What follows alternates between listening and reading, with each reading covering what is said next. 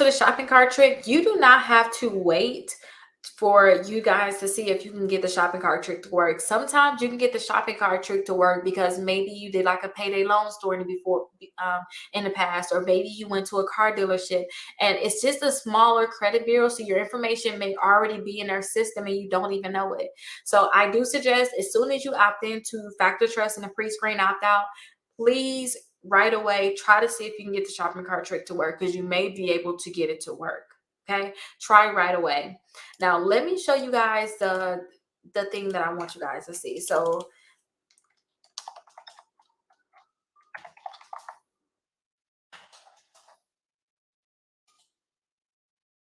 this is the pre-screen opt-out, you guys. When you guys trying to get the shopping cart trick to work, I do suggest you try right away.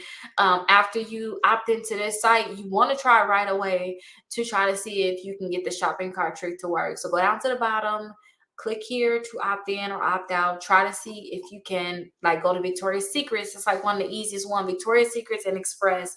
Try to see if you can get it to work by using those two companies. And also you got Factor Trust, so you guys can also do Factor Trust. Try to see if you can get it to work after you opt into this one also. So these are the two that you want to opt into. Please call them to see if your information is in the system, because sometimes, you know, your information may not be in the system. And I was actually talking to a client today, and I looked at his credit reports, and they're going to most likely look on your Equifax credit report. But I looked on his credit reports and I was like, hey, they spelled your name wrong. And like, they don't even have the correct spelling of your name at all. And I told him I need him to call them to have them update this information. And he was like, that's probably why I can't get the shopping cart trick to work. And I'm like, now that you said that, yes. You guys have to double check that information to make sure that's correct, and then call them to verify what information you guys have. Can you check the spelling of it? Because sometimes the spelling can be thrown off.